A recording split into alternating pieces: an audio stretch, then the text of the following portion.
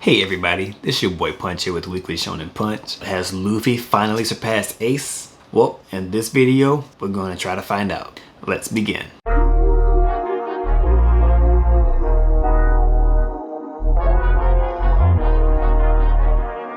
So guys, let's start from the beginning. In the beginning, when Garp first adopted Ace and brought him around Luffy to train them up as Marine soldiers, we already knew back then from their interactions that Luffy really looked up to his big brother Ace.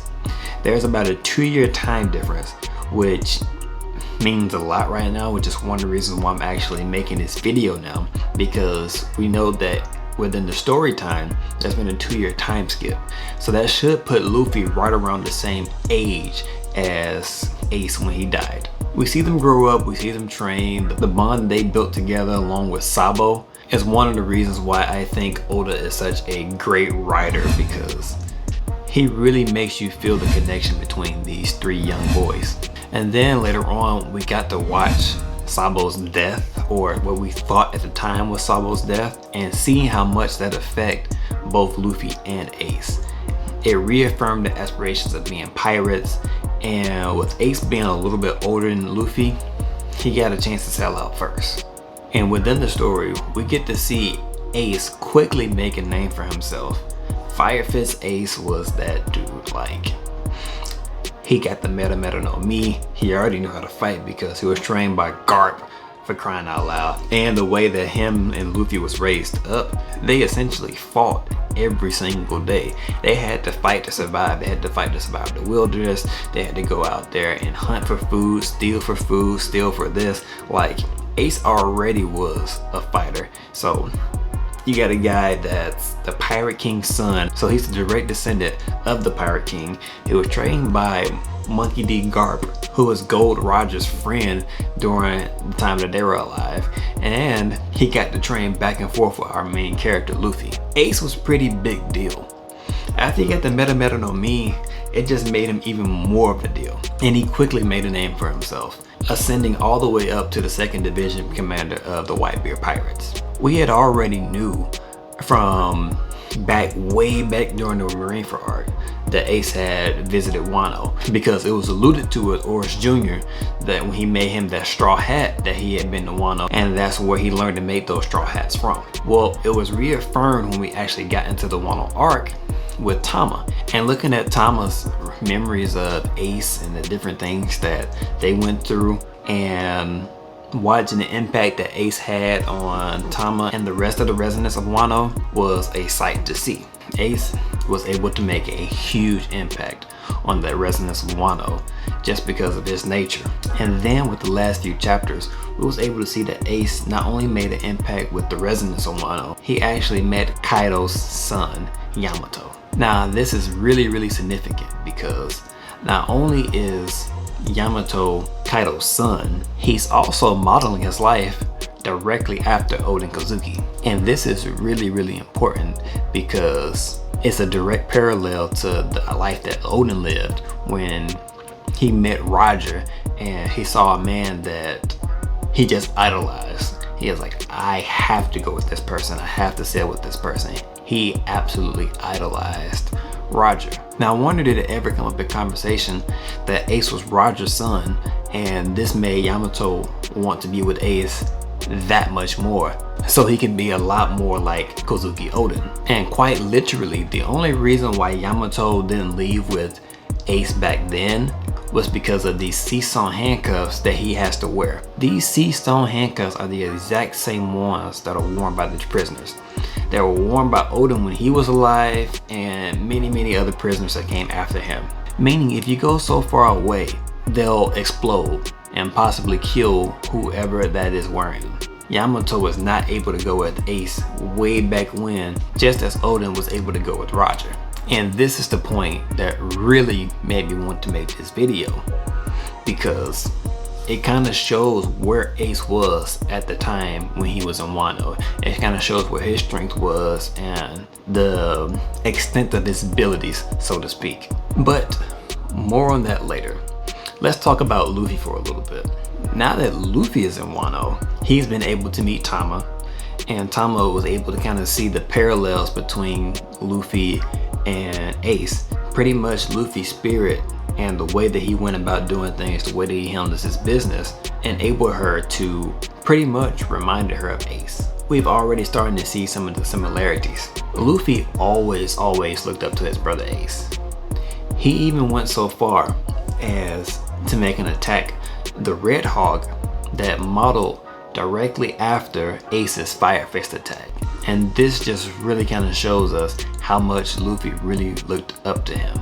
And not only that, Luffy is also very similar in nature to how Ace was. And we see this when he first enters Wano and he meets Tama. Everything about him and the way that he went about doing things made Tama think of Ace, to the point where she almost called him Ace. Well, that's just one of the parallels that Luffy had with Ace. Later on in the Wano arc, he finally meets Yamato. And then after he meets Yamato, he gets into a fight with Yamato, and Yamato recalls the time where he fought Ace and way back in the day, and tells Luffy that because you're Ace's little brother, you know, it's only right that I set sail with you. And this is the part of the latest chapter that really shows me the growth that Luffy has and the direct comparison that can be made to Ace. At that point in time, Ace wasn't able to free Yamato from his shackles, but Luffy can. Luffy knows Rio. Luffy was able to see Rayleigh do it back in Fishman Island, and not only that, later on Luffy was able to free himself and Hyogoro because of his abilities of using Rio.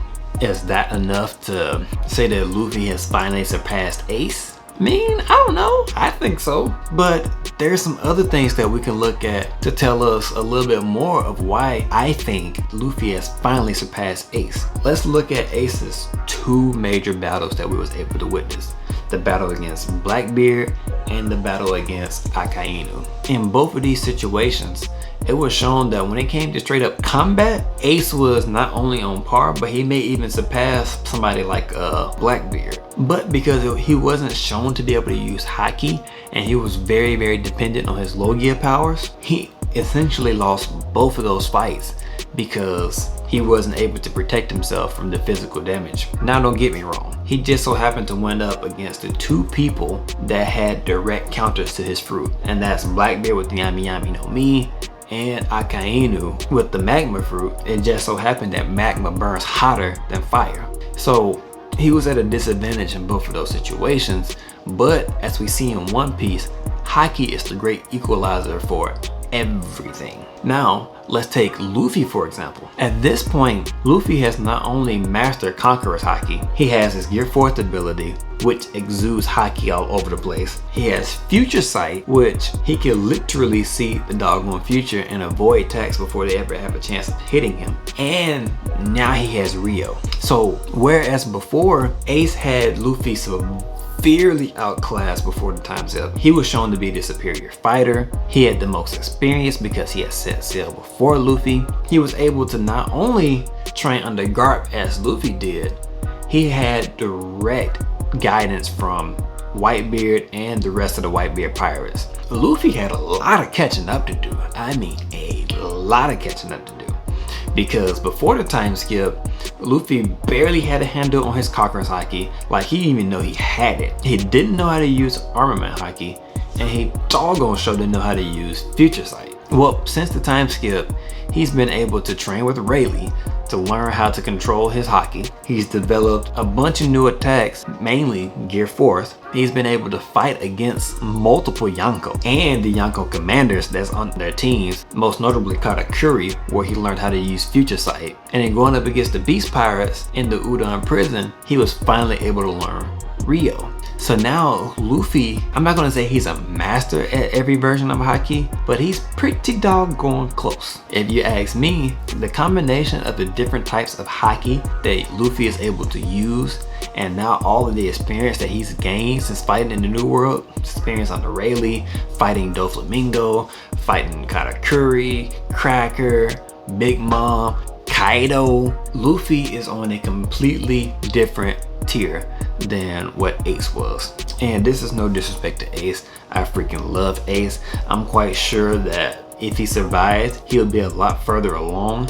But since he didn't, Luffy is definitely stronger than what Ace was when he passed away. What do you guys think? Do you guys think that Luffy is stronger than Ace, or do you think it's the other way around? And if you do think that, let me know in the comment section on why you think that Ace is still stronger than Luffy, even after everything that Luffy's gone through. And for that matter, what do you guys think about Sabo? What do you think that Sabo is in terms of power when it comes to Luffy? Who knows? But that's pretty much all I got for this video. Thank you guys for watching. Be sure to like the video if you did. Please share this with your friends and family because it does help me out. And guys, please subscribe, hit the bell for notifications because I do put out regular anime and manga related content. Thank you again. Y'all have an awesome day.